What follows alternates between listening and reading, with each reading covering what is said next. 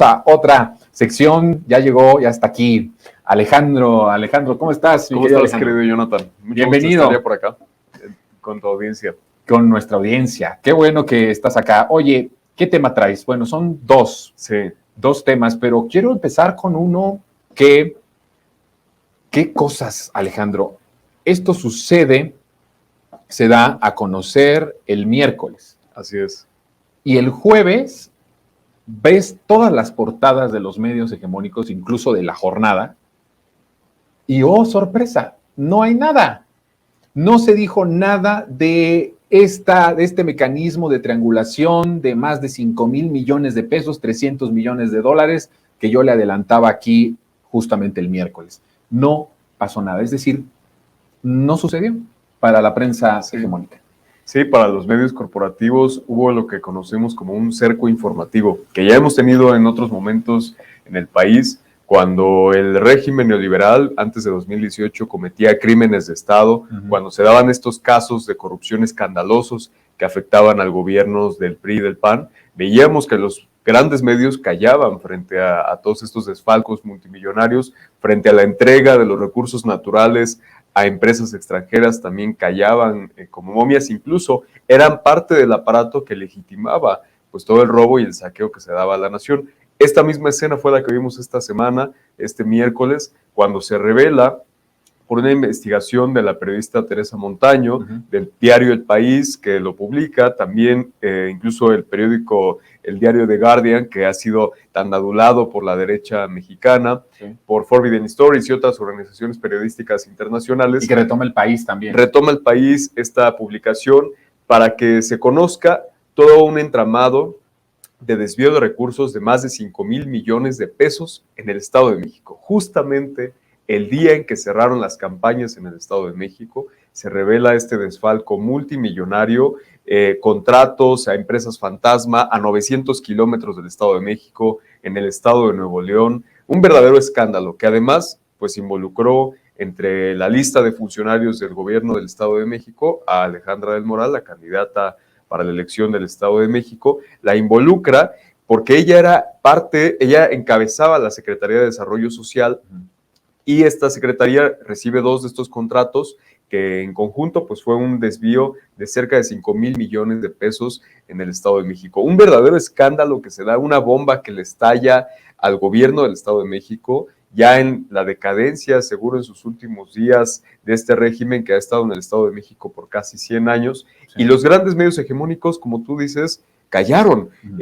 Esperábamos que cuando menos se retomara una nota, solo el periódico La Jornada retomó esto en su portada el día jueves, el día de ayer, pero todos los demás medios callaron. Pero no fue la primera plana, es decir, no fue tampoco el titular de la portada. No fue el titular de la portada, sin embargo, lo vimos ahí en los demás medios, no apareció siquiera, ni siquiera entre páginas apareció ayer, fíjate que lo que sucedió el miércoles fue algo muy interesante. Yo hice una revisión del miércoles una vez que saca esta revelación, que además también hay varias preguntas. ¿Por qué The Guardian saca este reportaje a días de la elección y no se sacó hace una semana o hace 2 semanas, ¿no? Claro. O sea, para preparar una pieza como estas, tampoco es que lo tengas todo al 5 para las 12. En realidad ya tenían armado todo lo que tenían que tener armado y sale días antes cuando no va a tener tanta repercusión o no va a tener, en los medios hegemónicos no tiene, pero para los medios alternativos o los medios independientes les costará a lo mejor un poco más de trabajo ir llegando a más zonas de personas que se enteren de este escándalo. Entonces también ahí hay una pregunta. Y por el otro lado yo veía los portales ni siquiera en tiempo real. O sea, después de que saca The Guardian, sale más tarde El País también hablando de la nota y no desaparecen. Reforma hizo algo bien interesante. Saca un tuit con la nota, es decir, desde sus redes sociales podías entrar a un levante de esta situación que ya había retomado El País, pero cuando ibas a su home, o sea, cuando ibas al portal digital, estaba escondida la nota. Claro. El Universal ni siquiera creo que lo sacó en el día y veías también el home y no estaba citado absolutamente nada. Sí. O sea, una protección que también sería la pregunta, ¿por qué? Claro. ¿Por qué los medios nacionales? Porque ahí lo que estamos hablando con María y con todo lo que está su testimonio, estamos viendo de que hay un control muy fuerte del gobierno del Mazo en los medios estatales. Pero ¿por qué los medios nacionales también están defendiendo y protegiendo a Alfredo del Mazo? Que no solo es Alfredo del Mazo, es al régimen, ¿no? ¿Cómo ves? Porque, pues, cuando se terminó el gobierno de Enrique Peña Nieto en 2018, no solamente inició el periodo de la Cuarta Transformación, sino que también terminó ese pago a periodistas, a medios de comunicación de parte del gobierno federal. Esto no significa que ese apoyo haya dejado de fluir desde gobiernos como el del Estado de México, que tiene el presupuesto más grande del país. Sí. Creo yo que en cuanto termine el gobierno de Alfredo del Mazo, va a ser fundamental que este tema no quede como un simple escándalo, sino que tanto el Congreso del Estado como el órgano fiscalizador pues hagan una investigación que incluso se pueda llevar al término federal para que se pueda saber el origen de todos estos recursos, de qué secretarías, que se pueda llevar a los juzgados, a los responsables, porque estamos hablando de 5,000 millones de pesos, de programas sociales, de presupuesto que estaba destinado para atender las necesidades de la gente en el Estado de México. Uno de los primeros lugares, el Estado de México en violencia del país, el primer lugar en feminicidios, el país con más pobres, el Estado con más pobres del país. Entonces yo creo que debe de haber responsabilidades definitivamente y esta investigación está muy lejos de terminar y de darse por concluida, más allá de que los grandes medios de comunicación no hayan retomado esta nota. Creo que hay una responsabilidad de seguir señalando el tema, independientemente del resultado de la elección de este domingo. Creo yo que es algo que debe de seguirse señalando porque ya hay nombres, hay responsables que se mencionan ahí. El mismo día que se saca la nota, creo que se movieron muchas cosas, incluso en la propia campaña de Alejandra del Moral, porque canceló su entrevista que tenía Televisa a las 7 de la mañana con Televisa, no con un medio crítico, un medio independiente, no, un medio como Televisa. Prácticamente en su casa, ¿no? Claro, era prácticamente su casa y uno de los grandes medios que legitiman a estos candidatos de la oposición, de la derecha. Entonces yo creo que muchas cosas se están moviendo, incluso en los grandes medios nacionales. Ahí sucedió algo, porque de última hora canceló esta entrevista de Alejandra del Moral, pero no solamente la entrevista que tenía, era como la entrevista estelar de toda su campaña, ¿no? En Televisa, el medio que es más poderoso en términos económicos, y corporativos y de alcance en todo el país. Es una entrevista que estaba pues transmitida no solamente para el Estado de México, sino con alcance nacional, sino que canceló su último cierre de campaña, que estaba justamente planeado para llevarse a cabo en Tlalnepantla. Tlalnepantla el miércoles amaneció vestido con lonas, mantas puestas por policías del gobierno municipal de Tlalnepantla en la madrugada. Esto lo tenemos documentado, tenemos todo esto que pudimos documentar. ¿Quién es el gobierno de Tlalnepantla? El gobierno de Tlalnepantla es del PRI, es un gobierno priista. Obviamente llegó en coalición en 2021, pero el candidato era del PRI.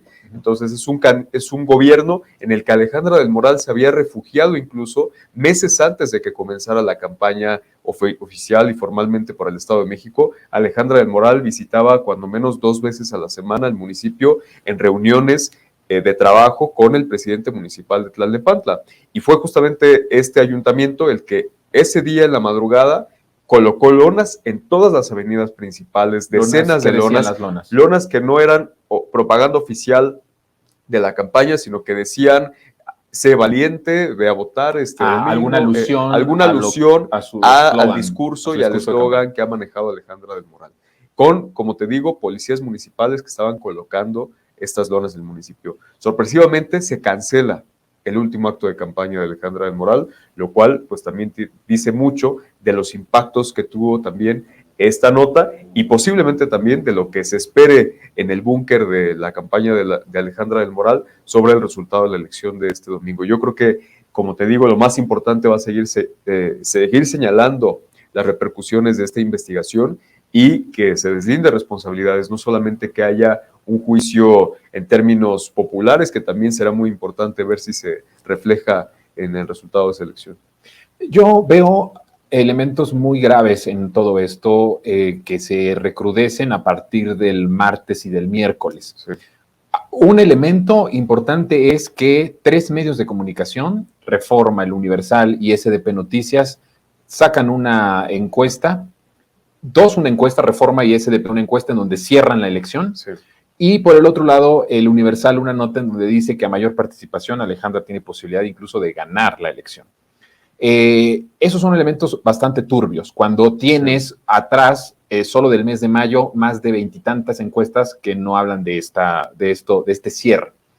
Eso es un elemento fuerte. El otro es el que les explota, como bien los dices, en el centro. No solo les explota en el centro del cuarto de guerra de campaña de Alejandra del Moral, sino es un bombazo que explota en toda la estructura del régimen derrotado. De la coalición Va por México. De la coalición Va por México, así es. Sí. Y por otro lado, todas estas expresiones de violencia que que no deseamos, pero que podrían darse en la jornada electoral del próximo domingo, con abiertamente la candidata que llamó hace unas semanas pues prácticamente a sus operadores, a sus mapaches, a hacer lo que mejor saben hacer, ¿no?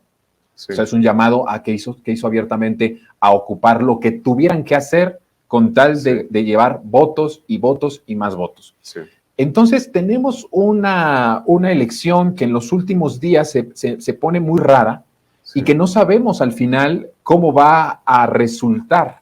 Lo que sí podemos saber es que ya de por sí estos días marcan mucha incertidumbre en el proceso electoral, ¿no? Sí, definitivamente yo creo que tendría que haber posicionamientos claros, incluso después del resultado electoral por parte del gobierno del Estado de México, desde el Congreso, que es el órgano fiscalizador de facto pues del Ejecutivo Estatal, tendría que exigir cuentas el Congreso del Estado, pero yo creo que también habrá que hacer un balance, pues si este dinero al final resultó como parte de la operación y del financiamiento de un fraude electoral, o si va a resultar como la liquidación del Grupo Atlacomulco. Que al final, si sale el Grupo Atlacomulco, va a terminar siendo un guardadito de 5,000 millones de pesos. Pues puede ser su liquidación, su pensión, claro. Su pensión, o va a ir a las elecciones. ¿Cuánto de ese dinero está en las elecciones de este domingo? Claro. ¿Y cuántas para 2024? ¿Cuánto dinero de eso va para 2024? Creo que la pregunta sería... Por eso es gravísimo. ¿En dónde está ese dinero? Claro. Más allá de si esto se confirma, que debe, yo creo que sancionarse, debe investigarse y la autoridad correspondiente deberá sancionar si este desfalco se dio al gobierno del Estado de México. La pregunta es, ¿en dónde está ese dinero? ¿Y quién es el responsable de toda esta operación? Y el silencio de la candidata, claro, ¿sí? Habla bastante de asumir que tiene una responsabilidad en esto, porque además está salpicada. Ella firmó por lo menos 9 contratos de los 40 en donde se asignan $300 millones. Sí. El silencio de la candidata, el no salir ni a la calle, o sea, al finalizar su campaña en donde tenía previsto y no ir a Televisa, habla bastante de este silencio, revela bastante. No resultó muy valiente, Alejandra. No, pues no resultó nada valiente. Nada valiente. Cobarde. Sí, no, literalmente. Mucho, literalmente. De verdad, hay muy poco valor por parte de esos personajes de la oposición que han tenido muy poca cara para salir a dar una respuesta frente a estos desfalcos. Ya veremos el domingo cómo va la elección. Nosotros esperamos que todo sea en paz, que sea pacífico, que haya mucha participación ciudadana, que eso es muy importante, y ya lo tendremos que analizar el próximo viernes, Alejandro.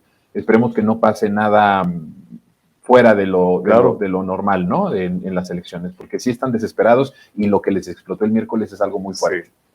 Hay otro tema rapidísimo, ya para cerrar, que también traes sobre pues la popularidad del presidente, el respaldo del presidente, ¿no? Yo he dicho que está mal decir popularidad, porque no estamos hablando de la popularidad, tiene que ver con los artistas, tiene que ver con las personas que se dedican a la cuestión artística, ¿no? No es un asunto de popularidad, de que me gusta su cara, me gusta cómo canta, me gusta cómo baila. Pues no, el presidente no tiene popularidad, el presidente tiene respaldo popular, que esa es otra cosa también importante. Entonces, ¿Cómo se está leyendo estas cifras del respaldo al presidente? Inéditas, ¿no? Históricas e inéditas. Sí, fue muy interesante también lo que vimos esta misma semana, que además es una semana importante no solo para el Estado de México en Coahuila, sino con impacto nacional por lo que sucederá rumbo a 2024 y cómo pintan las cosas en términos de continuidad del proyecto de transformación o de lo que esperaría la derecha y los poderes económicos, que pues haya un retroceso en 2024. Vemos que tenemos del año 2018-2019, una aprobación del presidente que inició en 71%, una aprobación a su gestión. Esto fue la aprobación con la que inició su mandato. Hemos tenido una evaluación, esto lo estamos sacando de una encuesta de Encol, justamente el día de ayer. Se publica el día de ayer y tenemos un resultado al mes de mayo de 2023 de 71% también de aprobación del presidente. Estamos hablando del mismo resultado que tenía de aprobación el presidente en enero del 2019. Es decir, el presidente López Obrador, a pesar de la pandemia, de 4 años de su mandato y de que es natural un desgaste que pueda tener cualquier gobierno, por más que su gestión pues sea muy aprobada y sea muy positiva, es natural que pueda haber en cualquier gobierno del mundo pues un desgaste conforme pasan los años. Pero en el caso del presidente López Obrador no ha sucedido así. Sí. En el momento más difícil de la pandemia, que fue en mayo del 2020, ahí sí dice Encol, yo incluso dudaría este dato, pero pues dice Encol que la desaprobación de la gestión del presidente estuvo por encima de los niveles de aprobación. Tuvimos 55% de negativos y 44 positivos. Pero esto se recupera en cuanto pasa la pandemia y tenemos en este mes de mayo en la misma aprobación que tenía el presidente López Obrador en el año 2019, inicios de su gestión, cuando hay gobiernos del mundo que no han sostenido ni siquiera el primer año. Sí. Incluso en América Latina, lo hemos visto en España, hay un avance de la derecha, hay un avance hay una ola reaccionaria que está amenazando a países como España, que amenaza en Perú, que amenaza incluso también en Colombia, en todos los países en donde hay procesos progresistas. Y de hecho, con los últimos resultados que ha habido en elecciones locales, se espera que en las próximas elecciones generales, por ejemplo en España, pues hay una gran probabilidad de que el Partido Popular, que es partido de derecha, con quien se ha refugiado hoy en día Calderón, Peña Nieto, Salinas de Gortari, pues pueda ser el que llegue a la presidencia del gobierno de la mano de Vox. De esto estamos hablando. ¿Por qué le importa esto a México? Precisamente porque han sido empresas españolas las que han abusado durante décadas también del saqueo en nuestro país y porque allá se han ido a refugiar los políticos corruptos de esta clase que ha gobernado durante tanto tiempo en nuestro país. Los 3 presidentes más corruptos del país están refugiados allá en España. Y también lo vimos en Chile con el proceso constituyente, un resultado en donde muy probablemente será José Antonio Kast, el líder de la ultraderecha, un partido fascista y que pues tiene afinidad con Augusto Pinochet, el que se presenta como más fuerte frente a las próximas elecciones presidenciales. Es muy preocupante lo que sucede en la región y por otro lado, y muy contrastante con lo que pasa en México. Yo creo que México pues es un caso de estudio y de análisis para otros procesos políticos que se están dando en la región, en el mundo, de lo que ha hecho bien México, de lo que ha hecho bien el proyecto de la Cuarta Transformación para comunicar, a pesar de no tener los grandes medios hegemónicos, para comunicar de forma adecuada el proyecto y para organizar a todo un pueblo para que siga respaldando la continuidad de este proyecto. Sí. Es sin duda muy interesante. Sí, es una fórmula que tiene que ser analizada muy a profundidad, incluso académicamente, porque estamos hablando de 2 elementos de inicio, ya con esto termino, 2 elementos. Hechos, es decir, promesas cumplidas, ¿no? Esperanza que se convierte en realidad. Sí, y por otro lado, comunicación de todo esto ante un cerco importante y poderosísimo de los medios hegemónicos. Sí, pero sin duda que hay que analizarlo. Mi querido Alejandro, gracias. Nos vemos el próximo viernes. Nos vemos el viernes. Ya con resultados, y de pormenores. De Coahuila y Estado de México. De Coahuila y del Estado de México. No me toques ese tema de Coahuila. Bueno, el tiempo se nos terminó. Nos vemos el próximo lunes aquí en Resentidos. Mi nombre es Jonathan Pérez. Que estén bien.